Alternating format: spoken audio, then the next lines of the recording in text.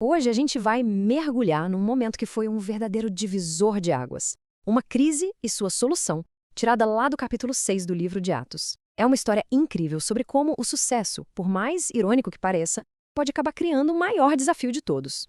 Pensa bem, essa pergunta é universal. Pode ser numa empresa, numa comunidade, em qualquer movimento.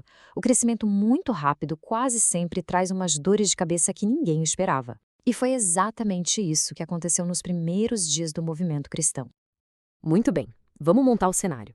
A gente está em Jerusalém, bem no comecinho de tudo. A comunidade está crescendo de forma explosiva, o que à primeira vista parece ótimo, certo?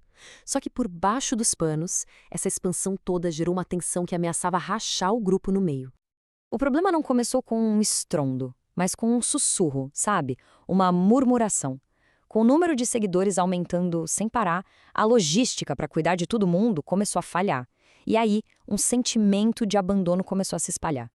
E essa divisão tinha um fundo cultural. De um lado, os judeus de língua grega, os helenistas, sentiam que suas viúvas estavam sendo deixadas de lado na distribuição diária de comida.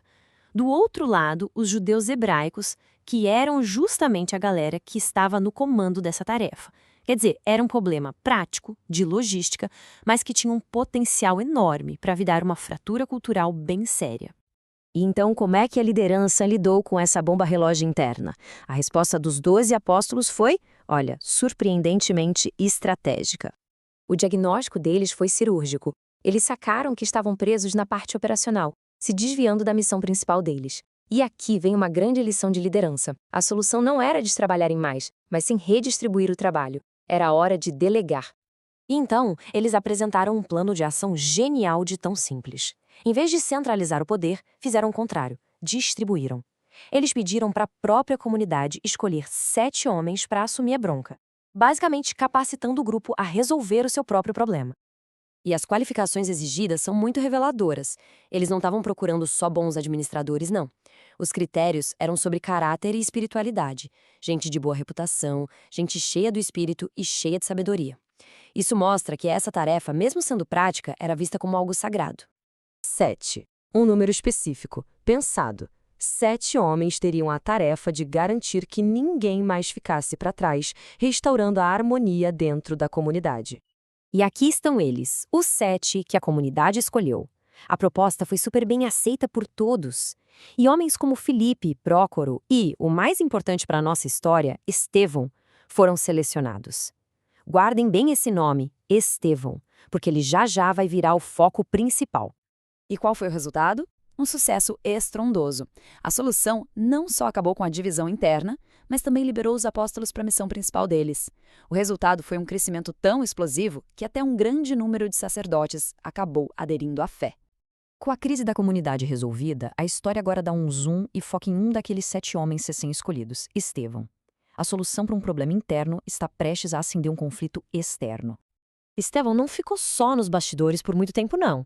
Ele é descrito como um homem cheio de fé e de poder, e a atuação dele foi muito além de servir mesas. Ele começou a realizar grandes maravilhas e sinais, e isso, claro, o colocou bem no centro das atenções. E como a gente sabe, um grande impacto muitas vezes atrai uma grande oposição. A eficácia do trabalho de Estevão começou a provocar uma reação bem forte do lado de fora.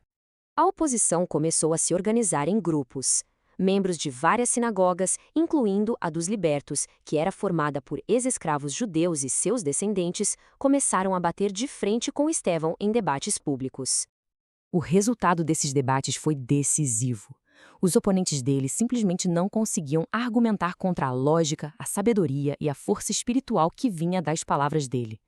Eles estavam perdendo a discussão, e feio. Já que não conseguiam ganhar no debate honesto, eles mudaram de tática. Partiram da argumentação para a subversão. Basicamente, subornaram testemunhas para espalhar mentiras e acusá-lo do crime mais grave que existia, blasfêmia. E aí a situação escala muito rápido. O conflito sai das ruas e das sinagogas e é levado para a mais alta corte judaica, o Sinédrio. Com as acusações falsas rolando soltas, eles agitaram a multidão e as autoridades. Estevão foi preso de forma violenta e arrastado para um julgamento formal. O clima era de puro caos e hostilidade. Lá diante do conselho, as testemunhas falsas apresentam a primeira acusação, uma acusação bem ampla e calculada para inflamar os ânimos. A alegação era que Estevão não parava de atacar os dois pilares da fé judaica, o templo e a lei de Moisés. A segunda acusação era ainda mais específica e perigosa. Eles distorceram os ensinamentos de Jesus, dizendo que Estevão pregava a destruição do templo e o fim das tradições de Moisés. Era uma acusação calculada para provocar o máximo de revolta possível. Tenta imaginar a cena.